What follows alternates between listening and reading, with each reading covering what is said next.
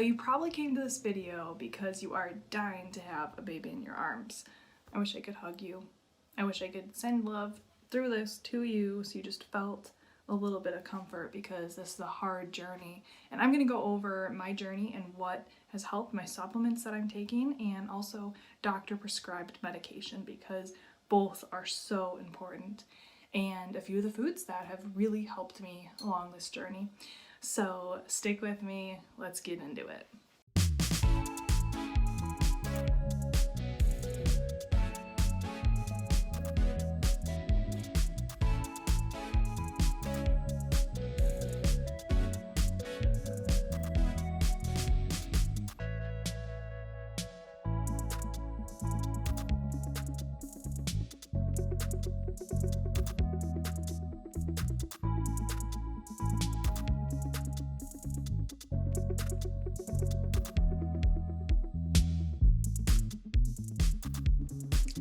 Welcome to the Poirier Pocket. Here I talk about marriage and personal growth and what we are dealing with at this point in our lives, which is trying to start a family.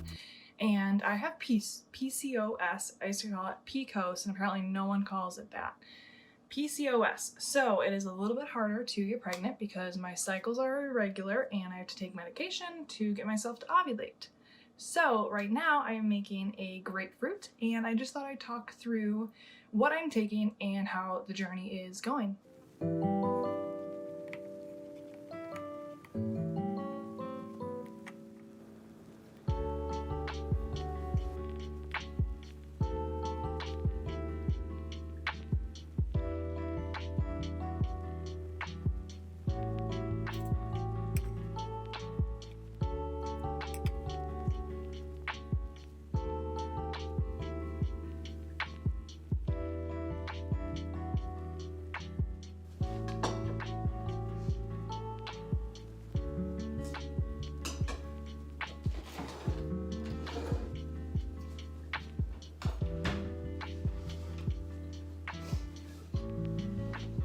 Okay, so I should mention that I'm taping this at night and the lighting is terrible.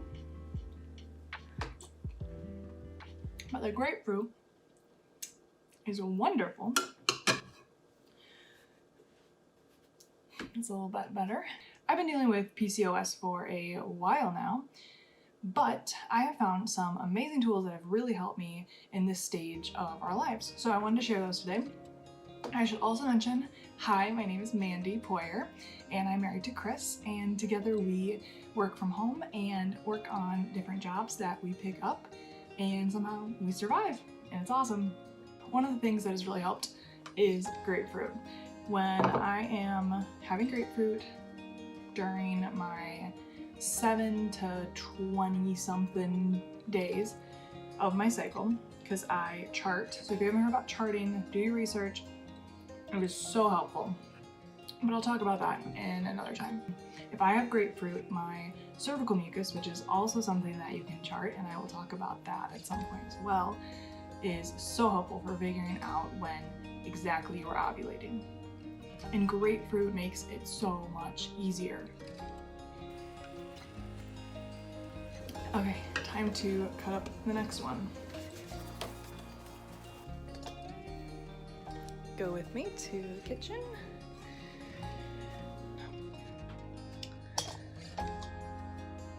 That's better. Okay, I'm going to show you some of the supplements that I've been using that have helped my cycle get shorter and shorter to give me more opportunities so that I can have more chances of getting pregnant. So, things that I've tried, because I've literally tried everything. Not literally, but it feels like that. Like, every month I'm trying something else that says in some review that it will help, and everyone got pregnant the first month they tried it, which has not at all worked for any of these. So realistically, that is what I've been hearing, not what has been happening, and I think that needs to be said. So that's why I'm saying it. But I will also do a video when I get pregnant, because I believe I can get pregnant, to share about what was the last thing I did. But often it takes about 3 months for any of these things to really work, is what I've heard. Okay, so got my medicine cabinet. I've been taking my prenatals. just started on Vitex. So I got this kind of Vitex. It is 650 milligrams, but I just started on this and I took one every other day, and I only took it for my second time today. And my other supplements that I'm going to share with you have really been doing the work.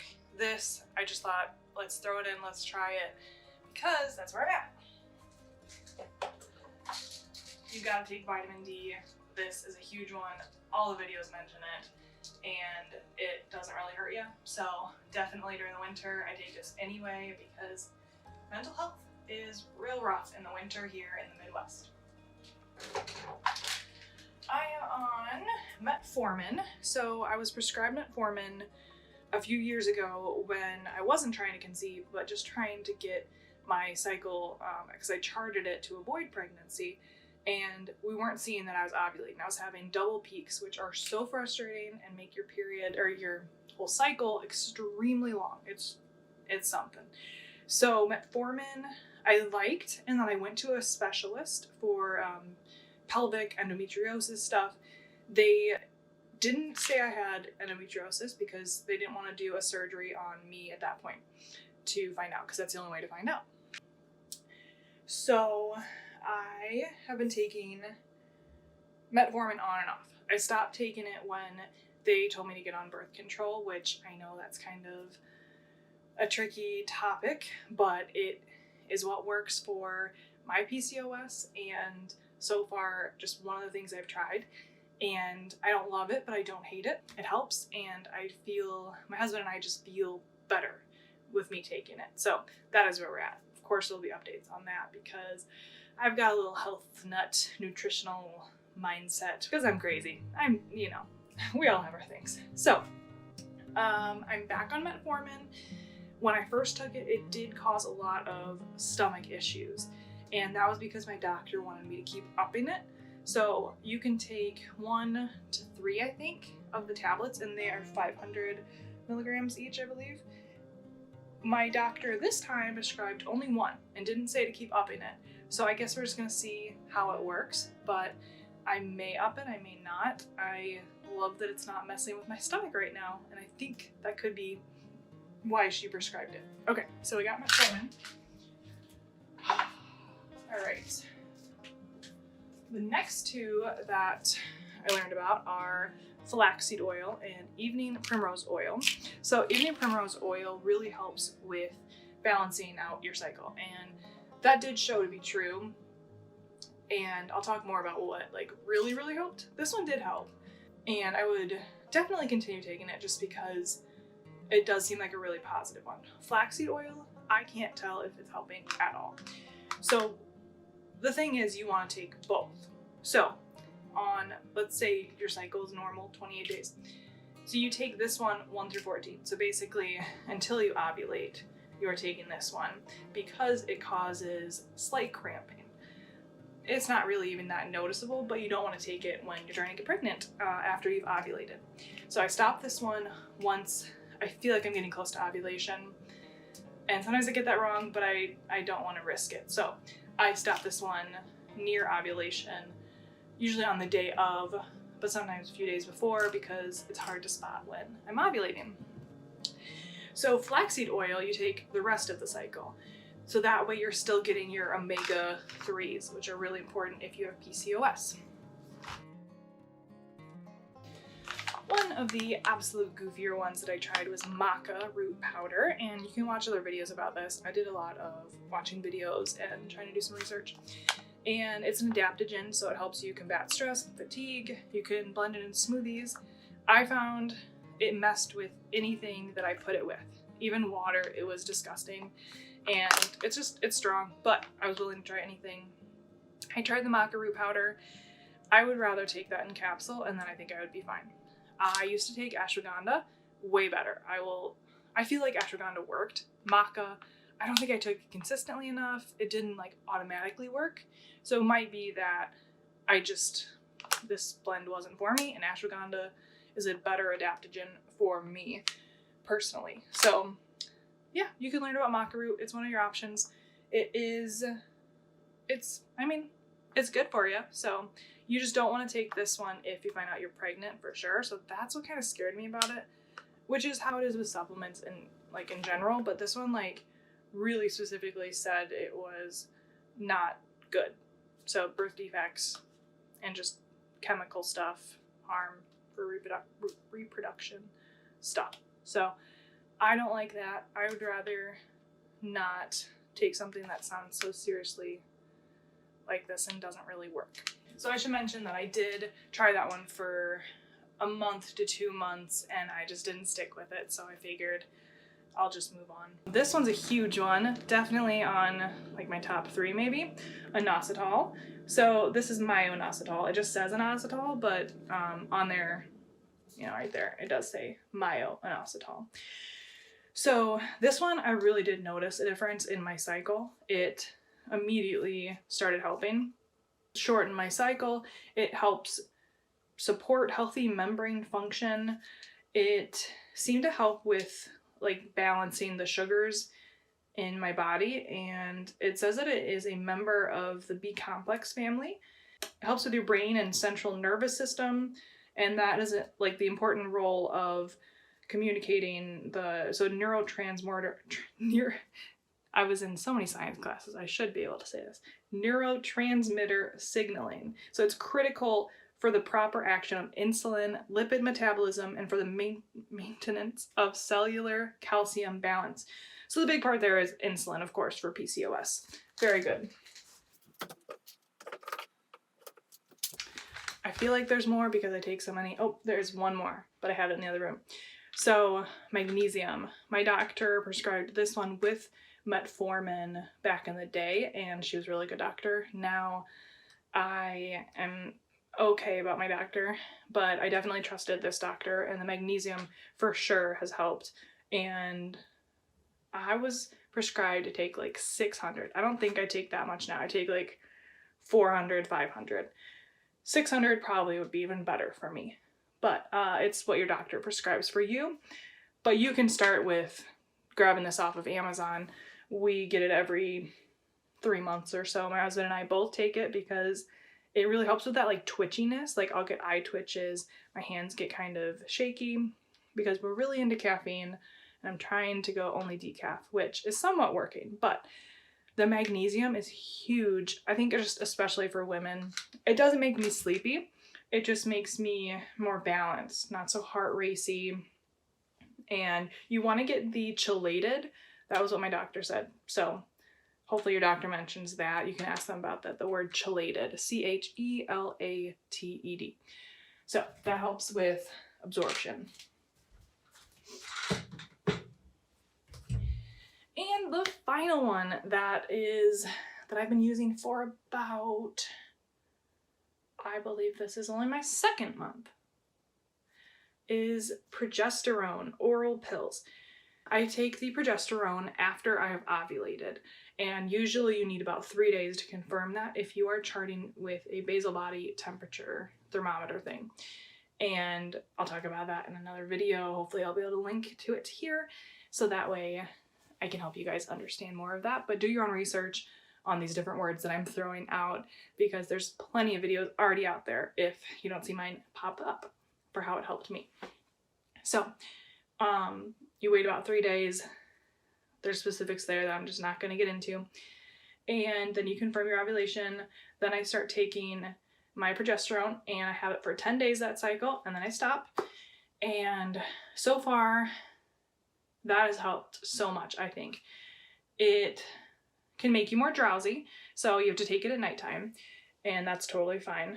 I've had some really deep nights of sleep, which has been amazing the last few nights. So I've taken it a few nights now, and I'll continue to take it. And my plan right now is if I get a positive pregnancy test, I'm going to continue the progesterone, because my labs have shown that I have really low progesterone, and I'm just scared of miscarriage as anybody is. And I think progesterone, a lot of people say that it does help fluff the endometrium and make the uterus just more acceptable, more receptible, whatever the word is there. It makes it more happy for the little baby to burrow into. I don't know technical terms there, even though I watch plenty of these videos learning about these things all the time. That progesterone just helps get my progesterone going up faster. So it definitely has made my BBT charting like up and down. I don't know if that's common. Let me know if you've experienced that, or if you get on it and then you experience that. Come back and let me know. And so it feels really good to be on stuff that came from my doctor, as well as natural things, because I did try just natural things for a few months so that I could feel like I was doing something and that my cycle was looking healthier. And once it was, and I still wasn't getting pregnant and still feeling like something's not there, I got to go into my doctor and she was like, let's get you on Metformin. Let's make sure, you know, because it looked like I was ovulating. She even said while I was in, looks like you're ovulating pretty soon here. You're in your fertile window.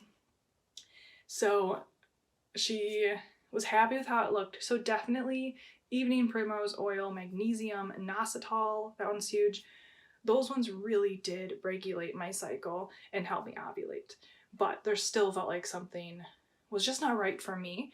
And so I decided to go to my doctor, and she has gotten me on progesterone, metformin, and I feel like those are just a routine. Like they just help me a little bit more feel like I'm in control of my cycle, which is huge because trying to conceive, you are completely out of control of certain things. It is a miracle from God and such a gift, and when you want it, you just want it. You want to be pregnant, and that is it. So the patient stuff is hard. I forgot about my grapefruit. Let's get to that now.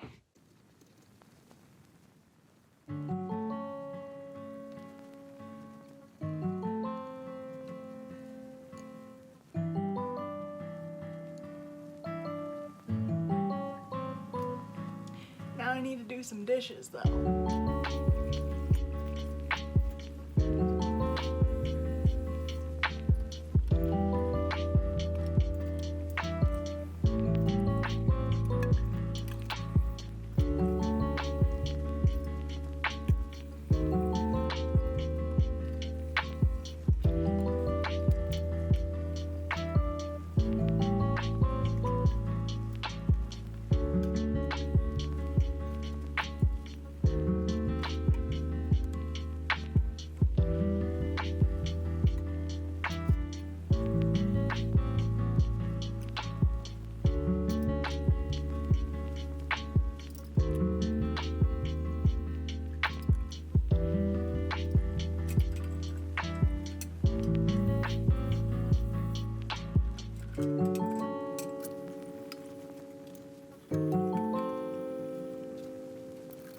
It is totally normal that it is going to take a while to get pregnant. If you get pregnant really quick, awesome, congrats, but for the most part, it can take a while. That is why they often say at 1 year you can start getting help and treatment, which now they're saying come in earlier, but my doctor still said wait till that 1 year, so that's fun. But that is totally normal, that it can take up to a year and still be normal fertility. Thanks for hanging with me through the dishes. You're going to hear them in the background. Just a boring part of life that had to get done in the middle of making this video because I have the home to myself tonight, but that also means that I'm kind of multitasking, getting things done and getting this done. Hopefully it's enjoyable to see a task get done because that is part of the control that I have, is that I can clean up things. Fun. Grab myself a little snack. Got a lot of good things in it, and it's green, so I feel so healthy. But I was remembering that there are a few foods that are really helpful for PCOS to help with the inflammation and your body be able to handle itself better and try to ovulate, which is the goal. So you're gonna want to have avocado, grapefruit like I showed earlier, nuts, so that's gonna be almonds, olive oil apparently is really good, and salmon, sweet potato, mango, pomegranate juice. But PCOS, definitely the avocado, salmon, almonds, grapefruit. I think I listed them all. Getting really good at knowing them. but do your own research. There's plenty more in case any of those you're not a huge fan of. And there's certain things that are really good to eliminate. I'm not doing so good in the eliminating. I'm doing more adding, so maybe it'll even itself out. So I hope a few of those things really helped you today, and good luck on your journey. I'd love to hear where you're at because you are not alone. We are in this together. So let me know how it's going for you, and come back to see what else is happening in the Poirier pocket. Thanks, guys. See ya.